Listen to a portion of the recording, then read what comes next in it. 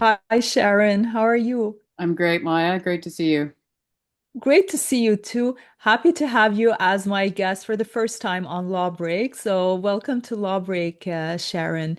We're going to be talking about something a little bit different from what I usually cover on this podcast, and it's more of it's still very important for lawyers, although it's not really very legal, but it's important for lawyers who want to develop more of a network and social skills outside of work. And what we're going to be talking about with you, because this is really what you do primarily as part of your work, it's on networking and how to get into boards and how to develop the requisite skills to be a valuable board member.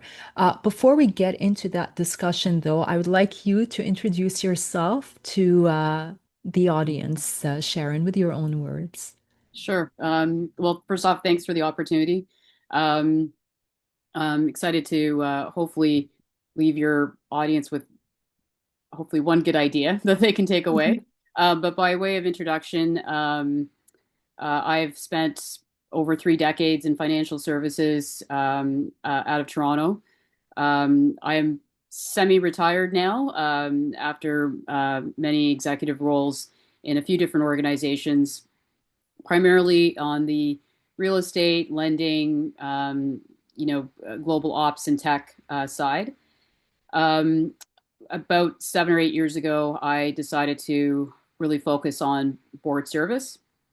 So I have built up a board portfolio over the last number of years. I've been serving on board since 2001, and was precluded from being paid for board service while I was an executive officer at the banks, but spent a number of years in nonprofits and advisory roles, et cetera, et cetera. And then, like I said, for the last number of years, focused on this. I have a public appointment with the City of Toronto.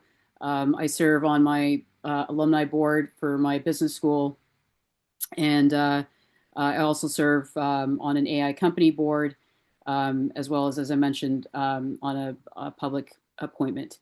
By way of education, I have a MBA from Ivy Business School. I do have a graduate law degree in business from Mhm. Osgood, but I'm obviously not a lawyer. So excited to have this chat for your audience. I also have my ICD from the directors from ICD, Directors Education Program in out of Rotman, and I also have my partners and directors and officers certificate, so able to oversee a type 2 investment dealer, both as a serving officer or as a board director. Thank you, Sharon, for this introduction. And that's really very impressive. And that's why you're really the perfect person here today to talk to us about all the things and the topics that we're going to be covering in this interview. So let's start, though, with networking. Networking is a big word that scares a lot of people, especially lawyers. It's not something that we necessarily learn about when we go to law school, and everybody keeps saying about how important it is. But I find that the common conception is that networking is especially important when you're a new lawyer and you're starting off your career, and that maybe as you become more senior, it's not that important. I think you have a different view about that, and I think that you're going to be saying that networking remains important even when you become senior, and that maybe it takes on a different format. So let's get into that. How important is networking for a more senior lawyer?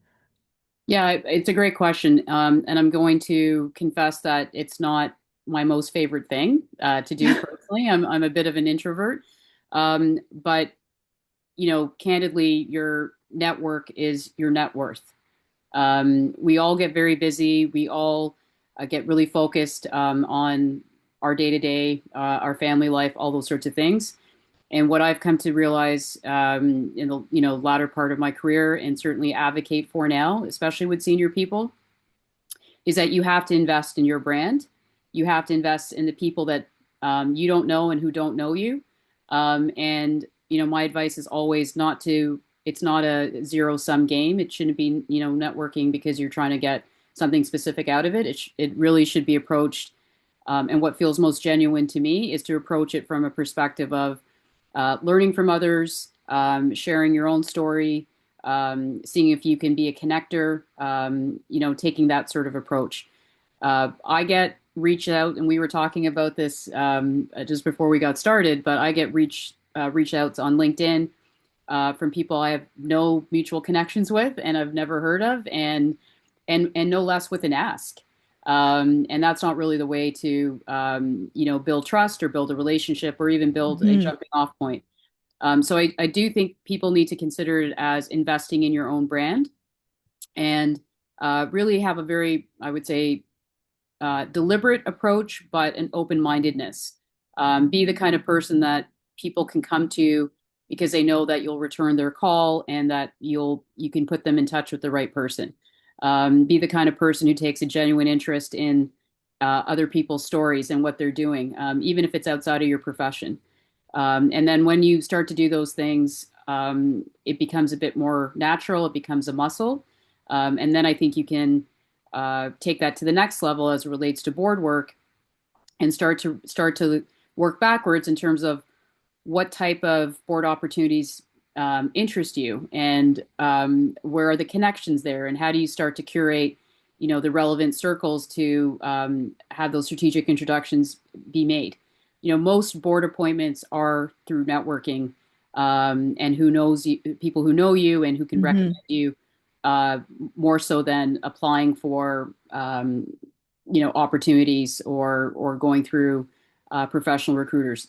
Both valid as well, but I think people underestimate how many board appointments originate from personal connection. So, meaning then that it's important to get to know the people who are part of the board that you want to get into. Like that will maximize your chances of getting into that board, as opposed to if you have the skills but nobody knows who you are. I think it's just a much harder road. Like, look, you Mhm. guys as lawyers all have superpower. You're lawyers, but you're not joining a board, um, maybe post career to be that board's lawyer or that company's lawyer. You're there to transfer all the expertise and problem solving, and all the other experiences that you have in your legal profession, and bring that into a new environment, a new set of challenges, maybe something completely outside of your comfort zone. And so I think, yeah, it's a much harder road to be considered when no one has ever heard of you. You may or may not know directly people on that board, but if you make the effort through your career, chances are you'll be 1 or 2 degrees removed. And I think it's a long game. And I think people, if this is a serious aspect of something, post career, even during their career to start to work on and build out, um, I think having that long view and taking the approach of who don't I know, who would I like to know, how do I get to know them, how do I put myself in those circles, how do I become more visible, um, are there different platforms, institutional platforms that are a natural jumping off point, as criminal defense attorneys that would give me the opportunity to create some profile for myself. And so all those things I think matter, and they can add value in your career, but then I think it's additive. If your long game is, yeah, I want to build a board portfolio once my full-time career is over. So I want to ask you, Sharon, does that mean then that when you're networking, it has to be for a specific goal? Like it's always goal oriented, like you have to have a specific target that you're getting towards, that you're trying to reach, or not necessarily? Or is it something that happens as I a think result? Yeah, no, it's a fair question. I think your specific goal can simply be to meet people you don't know and for them to get to know you and see if you guys, each other can help each other out. And I don't think it has to be any more complicated than that. Um, and then I think you can see where the conversation takes you. What I wouldn't recommend, and certainly what I don't do and I don't Yeah. respond to, is when people send me sort of the, um, you know, have you thought about buying this piece of real estate lately, or some kind of direct ask, and it's like I've never heard of you.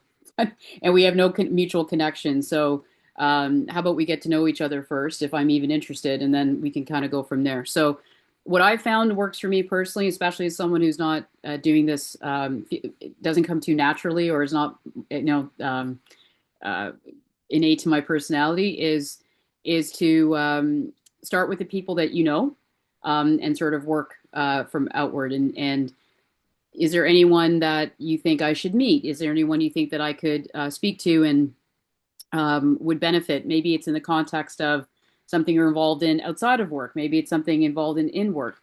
And it's like everything else. People get to know each other because you have things in common, because you have the same interests. Maybe you're tackling the same sort of challenge, or you're curious about the same thing. I think the most of us discover when we start interacting with each other on a genuine basis that we have more in common than not. And so I think Right. those are the only deliberate thing I would say is genuine interest, wanting to be a connector, and learning about people you don't know, or area or things that you might be interested in that you don't know about, and approaching it from that, genuine curiosity standpoint. Yes, because I think one of the difficulties is that you don't want to come across as someone who's just doing something for just for your own advantages. Like you're only talking to people because you have a goal, you want to reach it, and like you mentioned that it has to be genuine. So that's also a kind of difficult balance here that you do want something, you do Yeah. want to get on a board, but you also don't want to look like this is the only reason why you're talking and connecting with that person. That it's how to display that there is also an interest like for the position and that you can add value maybe to that board once you become a member. And listen, if you're going to set up a conversation and share the context of, listen, I'm thinking about board service. I see you're on a number of great boards. I would love to understand your journey. I think that's a completely fair setup. You're not asking the person to nominate you or to become your best friend, and Yeah. but Yeah. but to just simply say, how did you get involved in governance work? Why does is board service what you thought it would be? Is it different? Just again, that genuine curiosity. You're there to learn. You're there to for their advice. And maybe that individual is forthcoming and says keep in touch. And when you get to this stage, or they give you some concrete steps, let me know, and I can help you do whatever it is. So I think you can have a deliberate approach and be transparent and honest, but I think the underlying foundation is one of, genuine interest, there to learn, and there also to reciprocate. And what's the best way to do that? Is it in-person meetings or is it virtual meetings or through social media? What would be the most efficient way to do that? My favorite two words, which make me sound like a lawyer, is it depends. Okay, yeah. So it depends on your audience. Yeah, our favorite, yeah, Yeah, words. Yes, exactly. that's true. Everyone thinks I'm a lawyer when I say that. I wish. Um, but yeah, I think it depends. So there's people that I meet in person, and I'm comfortable enough to be able to say to them, I know you're really busy, but I would love to, grab a virtual or in-person coffee or whatever it is. And more often than not, I think people are miss the in-person, and so I would say probably 8 out of 10 times, the response is, yeah, let's get out our phones and let's pick a date and let's get together. Um, on the receiving end, when someone's asking me for time, I Yeah, will I will place expediency over format. And so if the most expedient thing I can do is to set up a Zoom and meet with them yeah. for half an hour, then that's what I'll do. So Yeah, yeah, so I would say it depends, and I would offer, and I think this would land with most people. It's about, if you're asking someone for their time, it it should be on, their terms and their timeline in terms of that support. So some of the best conversations I've had, the person turned around, we met immediately, and then sometimes it takes 3 or 4 months to get in each other's calendars. Uh, but you go into it with that, really appreciate what you've been doing. This is what I understand. I would love to understand how you ended up on this path, and And then inevitably they'll ask you about you, and then it's also a good opportunity to work on your story, and your, I hate to say elevator pitch, but how do Yeah. you explain or summarize your background? Um, and this just happened to me. Very senior director, sits on two major, large issuer, large cap boards. And we've seen each other a couple times at events. And then late last year, I worked up the courage to ask her, I said, would you ever want to have a coffee? And she's like, absolutely. And so had that coffee in January, and we got to know each other, and we was a lot of laughing. And candidly, I wasn't going to ask her for anything beyond that, but she, in at the tail end of that coffee, she said, I would love to help you out, and this is, why don't you do X, Y, and Z, and let me see if I can support you. So, which was hugely meaningful. But for Yeah. me, going into that coffee, I wanted to be respectful of her time, wanted to learn as much as I could, whatever she was willing to share. Um, was prepared to share whatever she asked me, and do that transparently. And if the only outcome of that was a nice hour and some connection, that was a win. But she was very gracious and recognized, I think, how she could support me and offered. So that meant the world. Well, that's very nice. And that's actually uh, what many of us would like to have from these connections. It's to get actually that support from someone who's more experienced or senior in whatever field they're in. But I wanted to ask you, Sharon, is the approach different if the board that you're trying to get into is for a nonprofit versus a for-profit, or is it the same approach? Well, first off, so let's talk about the different kinds of boards. So there's Yes. there's advisory board, which I don't have to advise lawyers about looking for liability, but advisory boards have no Hmm. liability, but a great opportunity to uh, support the CEO, maybe support something that's like outside of your industry. Maybe they are leaning on you for more on the legal side, but in an informal way. That the advisory board, which I've done and continue to do, great opportunity to learn an entire industry. Some advisory boards are very formal, are very structured. Sometimes you're really there just to support the CEO on a one-off basis, so you don't even get together as an advisory board, or it can be incredibly formalized.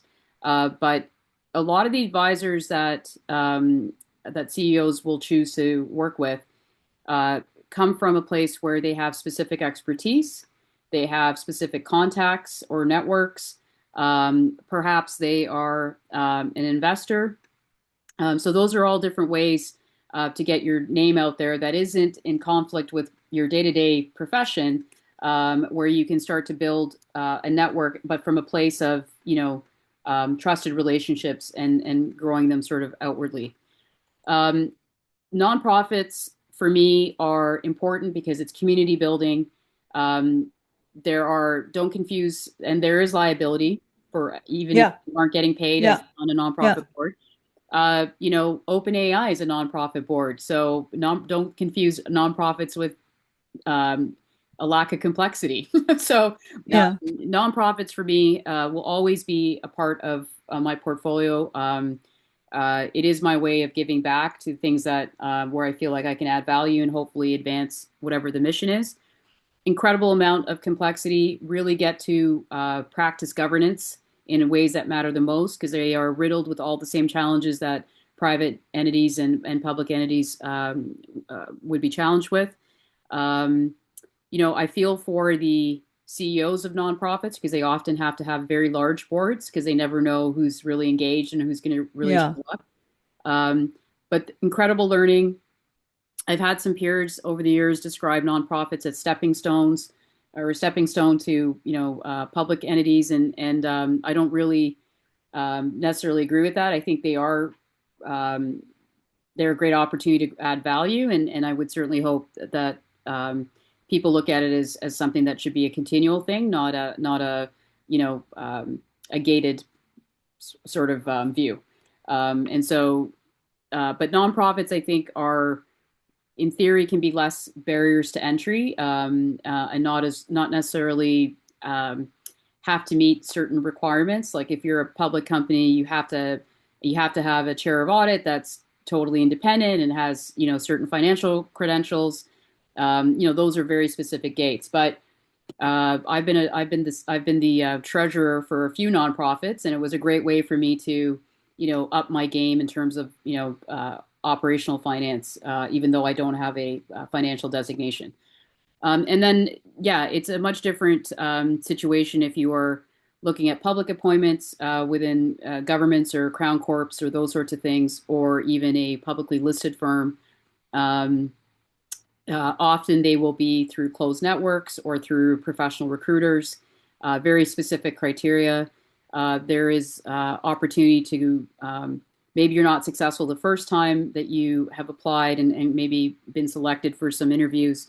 But there's an opportunity to for those companies that have evergreen lists or pools of candidates to be on those lists. And of course, there's disclosure about who's on those boards and their term limits and those sorts of things. So it's definitely different gates depending on the type of board you're talking about. But I always start from a place of where do I think I can add value, what interests me, and what is something that I believe that I can hopefully um, support what is already going on, and then and the future direction. And I also just on this point, I Yeah. also have very clarity about the kinds of boards that I don't think I would be a fit on. And so, for example, I could not be on a gambling board. Um, so that's just a personal view, but not something that would be a fit for me. But what if you really want to be on a board of something, but you don't have the experience yet to do that? Should that preclude you from getting on it, or like is past experience a requirement, or you can still make it even if you don't have experience? Well, I mean, who gets on a board is up to the selection committee. So, Yeah. but I think one thing I'd advocate for is starting to see how to what skills you have that are transferable. Hmm. Um, I would also say that if, as part of that deliberate, concerted effort, if you're starting to see skills that are, consistently required on board mandates that maybe aren't a skill that you have today, what ways can you undertake to become more familiar or to become build some more subject matter expertise.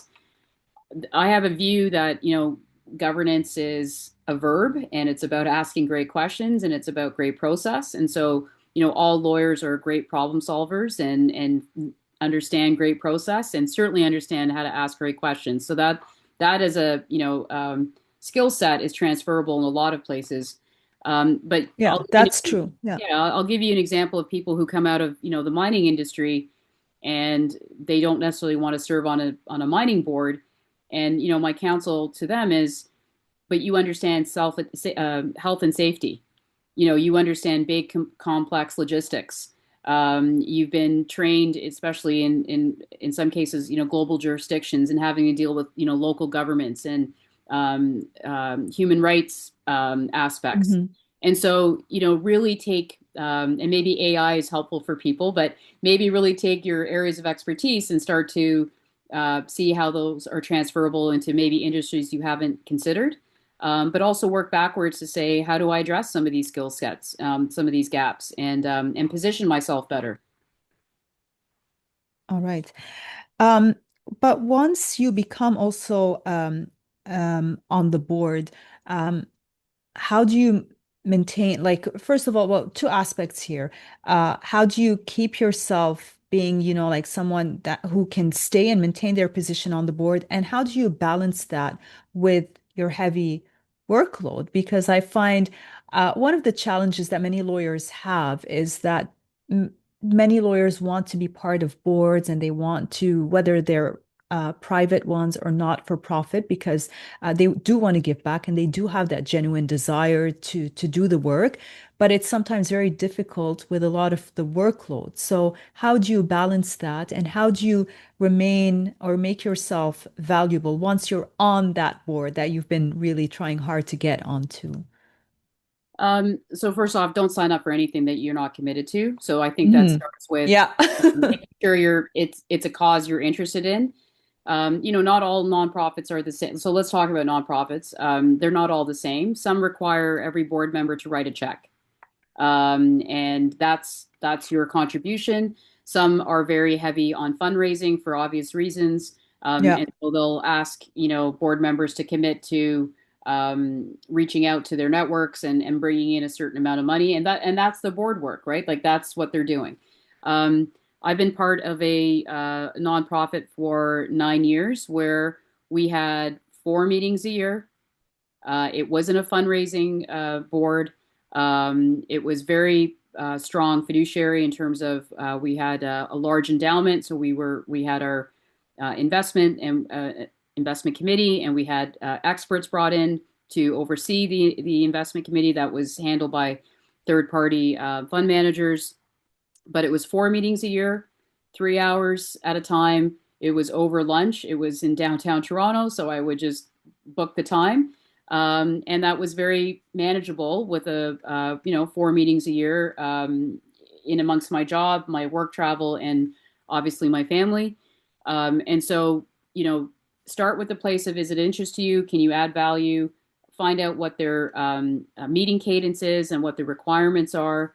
And if you're committed and you think it's a fit, and it fits into your work schedule, then I think it's showing up, reading the package, coming, not coming to ask the most questions, but coming prepared to really make sure that understand, and that as a board you're looking around corners and really thinking about the foresight aspect of the organization. And doing your duty, and doing it in a way that performs fiduciary and also feels true to yourself in terms of your contribution. Unfortunately, I've seen lots of situations where people haven't read the material, so not coming prepared is never a good idea. And then I've also been on the other end where you think you're going to have a discussion based on the agenda, and then that week a crisis unfolds, and now you go to a consent agenda where you're approving things quickly because now you've got to free up time to discuss whatever this pressing issue was. But you cannot go wrong with starting from a place of, does this interest me? Am I willing to commit the time? And do I understand what committing my time really means in terms of the expectations?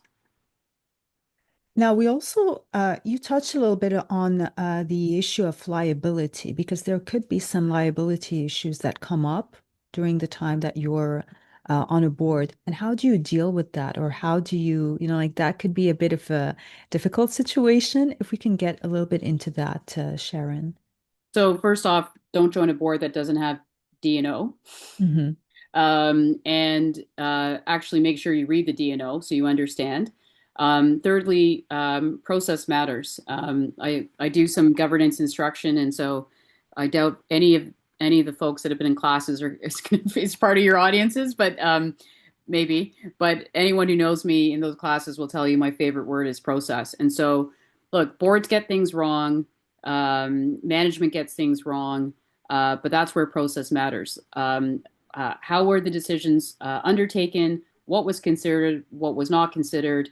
And how did you arrive at this? So even in a situation of imperfect outcome, you can, in terms of the business judgment rule and the fallback. If it ever escalated to before the courts or a legal matter, and then the board members are considered to be having liability. Hmm. It's process that matters. I've had a situation where I had to dissent on a critical motions, and I was a lone voice, and it was not a fun situation to be in. But I Yeah. was very clear in my mind, even though it was as uncomfortable as it was to dissent and make sure it was minuted, and that actually subsequently led me to resigning from the board. It was a easy decision in terms of me knowing exactly what I would agree to and not agree to. That motion passed, even without my support, and so I did not fold knowing that it would pass. It was important to me to know that my dissent was recorded. And coming out of, a couple meetings later, I resigned because of the underlying issues there. And so these are not comfortable situations. So you really Yeah. have to understand your obligations. And I have many a colleague who get asked to participate on boards, including myself. And if there is no DNO, it's a non-starter. Well, I want to talk a little bit more about this issue because I think it is important, though, because sometimes the issue that some people have is that they don't have the courage to dissent or to resign, which I totally agree with that. I feel like once you feel that your values don't align with the board, the best thing to do is to leave. You don't have to stay, especially if it's something that is non-profit. You don't have to stay and give and volunteer your time and energy once you feel like there is a discrepancy. Some people will still stick to something just because they're so attached to whatever advantage they're getting from that position or the power or the prestige, or they're just too afraid to dissent when they see that the vast majority of people are agreeing to something. So, what should like for the ones who are afraid, who don't dare, like they don't feel comfortable with the majority position, but they're too afraid to dissent. Like, what would you say to those people? Because I find it's a very uncomfortable position for them, for those who don't have, let's say, the guts to express their true opinion. Yeah, I mean, it's a difficult question. It's a good question, but it's a difficult question to answer because I think it does come down to in those moments about your own character and your own value set. Um, I think there is definitely a legal aspect to this in terms of liability. And we, you cannot open the paper anymore without there being at least some kind of governance issue that's, erupted in some company, and Yeah. nobody's immune to it. Um, the example I gave you was a publicly traded company, and yes, all the things you just said about what you're giving up, and the fact that you're a board member of something that's listed on the TSX, like all those things went through my mind. But at the end of the day, um, uh, being comfortable enough to say this is uncomfortable, but Mm-hmm. this is what is true for me. And before you can ask, it should be a culture where you're able to ask questions and get clarification, because there's always that little voice inside my head that says, have you is there any bias here? Are you really understanding this? Are you being quick to judge? um, I see I've seen a fair share of groupthink.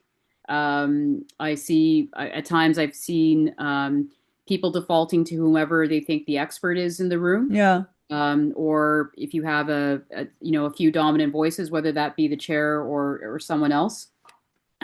Which is why I think reading the materials and having your own informed opinions is really important. You're there to perform a fiduciary and be in theory independent.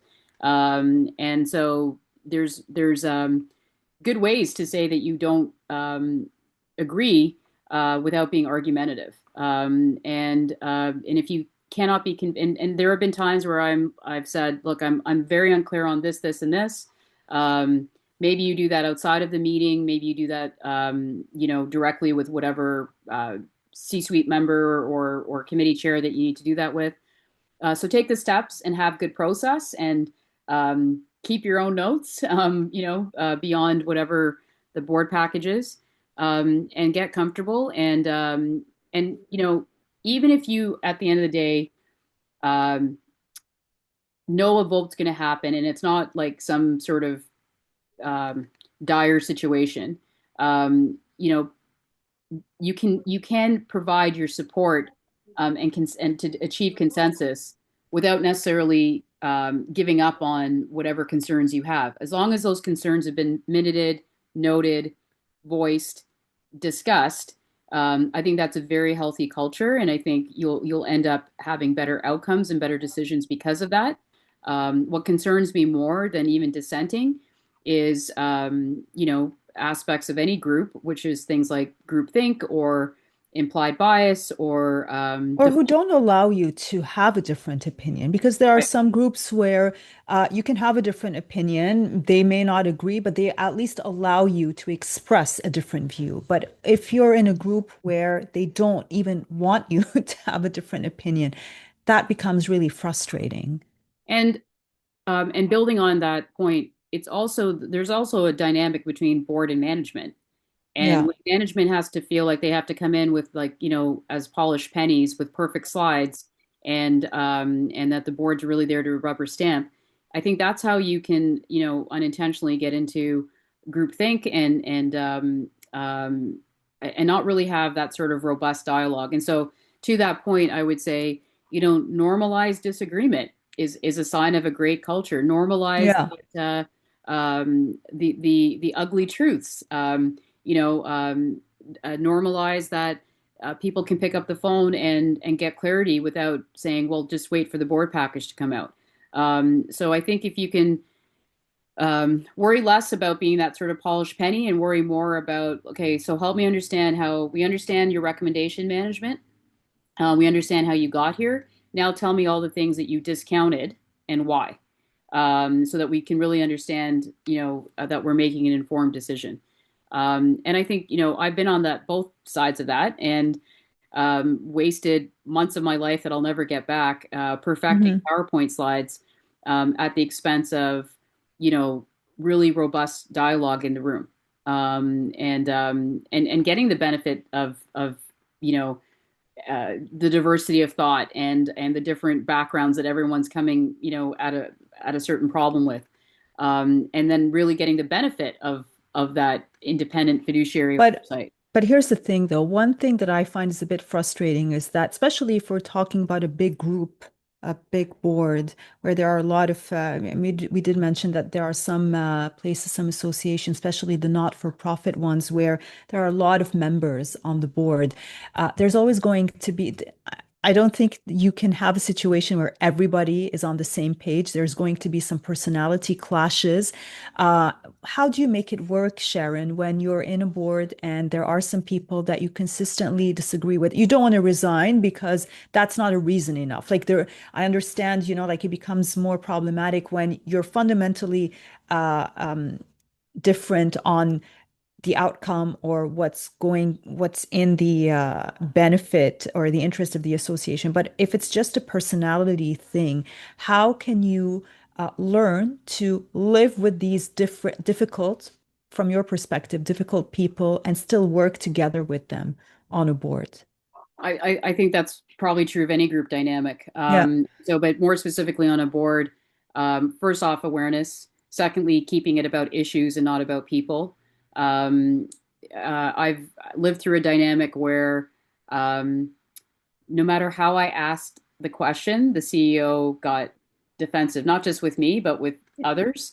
And so I found ways. In one case, I would send my questions to the CEO in advance of the board meeting so that they had a chance to reflect on it and, Yeah. come prepared to discuss. In another case, when we did in cameras, I would sometimes we would start a board meeting with an in camera so that the board members could talk amongst themselves without management present. And I would offer up my observations to the chair, and talked offline to the chair saying, I don't want so and so to feel defensive, so I'm going to tell you what's on my mind, and if you don't mind, uh, Yeah. because there was that deference because they were the chair. And so I think being aware of it, managing yourself. You can never really control how someone else is going to react. And then there are some, I think, I'll call it elegant ways to table what you want to table without ruffling feathers. Um, Hmm. and uh, Yeah. and look, at the end of the day, sometimes those couching statements like, um, I have some tough questions to ask. I don't want anyone to, feel like they're being put on the spot. So let me just go through my questions and then please, whoever is the right person to answer. So I think creating that sense of safety and psychological safety and doing your part as a board member. Maybe you're not the one that has the personality conflict. Maybe it's between two peers.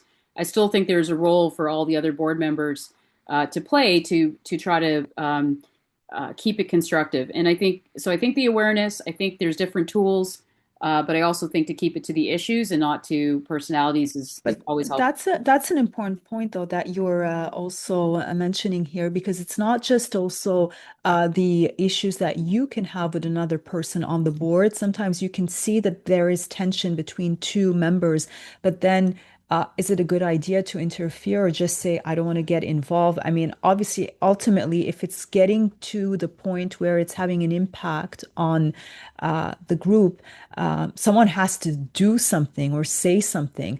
But we don't want to be the annoying person who's interfering when it's none of their business. So, is it a good idea? Well, if you are aware that there is some kind of tension between some board members, is it I mean, would you advise someone to go and do something about it or just let it be and let them deal with their problems? If it's affecting the board culture and board decision making, then I think it's everyone's problem. Uh, Hmm. and Yeah. and I think you can raise it even if you're not one of the two. Yeah. You're not the problem. Yeah. You're not in the middle of it. I think there's a way to say, look, clearly everybody cares. Lots of important things being said right now. Do we need to take a break? Maybe offering people some breathing room. Um, I mean, tensions are normal, even in a non-board situation. They could be just in a, whether it's a family meeting or whether it's a call. Lawyers, I mean, we're Right? always on opposing Um, sides. There's a lot of tension. Yeah. exactly. And so, but I think at the end of the day, our job is to be constructive, and I think we're all wired to be able to hear people out, even if we don't agree with it. But I think it behooves us not to come into these situations with an open mind. And then also, maybe there's some process tweaks, right? So if we know this is going to be a contentious discussion, because it already was, and now it's back because it's unresolved. Um, do you have, is it on the agenda in the right spot? Right? Should it be moved up when everyone's got good energy as opposed Yeah. to at the end? Yeah. Should everyone come in? This is where a good chair or a committee chair can add value.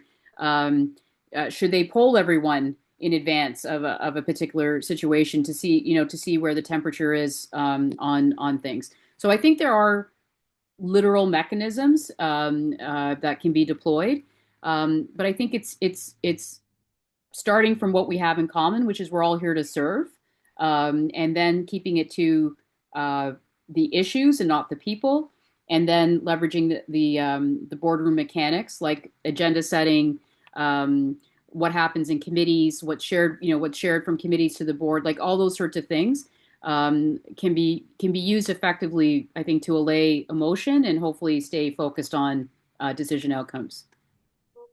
Right. So Sharon, just some final thoughts that we want to hear from you on how to be effective, how to be your best and in giving, for a board position.